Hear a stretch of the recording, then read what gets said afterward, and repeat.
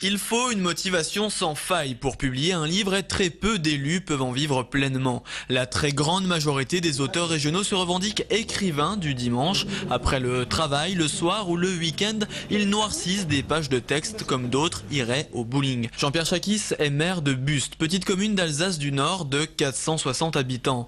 Ancien gendarme, il écrit des romans policiers pour poursuivre sa carrière et sa vie d'aventurier. Loin de lui l'idée de gonfler ses revenus pour la retraite. Les droits d'auteur que lui verse chaque année son éditeur ne lui payeront qu'un week-end de vacances ou un bon restaurant. Souvent c'est 6, 8, là la maison fait 10%. C'est pas énorme sur un bouquin qui vaut 14 €, vous voyez, ça vous fait 1,40 € par bouquin. Lorsque vous sillonnez l'Alsace pour aller dédicacer, il faut déjà en vendre un paquet pour rentrer dans ses frais. Voilà, à peu près grosso modo. Mais c'est encore une fois, c'est pas ça le but. Le but c'est la rencontre, c'est l'échange. Mais l'aspect financier est quand même très très secondaire. Devenir auteur n'est pour autant pas donné à tout le monde. Il faut le don, l'envie, la passion et surtout le temps. L'écriture représente une charge de travail énorme, des centaines d'heures, voire plusieurs années pour un seul roman. Dominique est en recherche d'emploi. En avril dernier, il a eu l'idée de concevoir ce calendrier en dialecte alsacien. Un job à plein temps qui ne paye pas encore.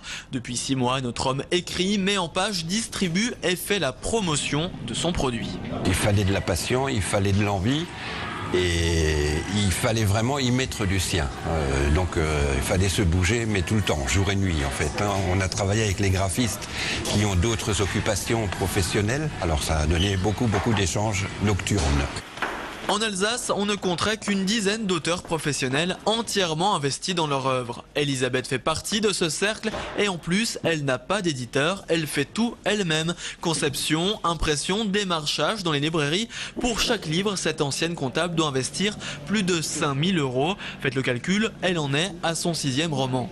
L'écriture est sa seule activité, elle enchaîne salons et séances de dédicaces dans les centres commerciaux ou comme ici au centre thermal de Morsbronn-les-Bains. Pourtant, elle ne peut se verser que l'équivalent d'un mi-temps.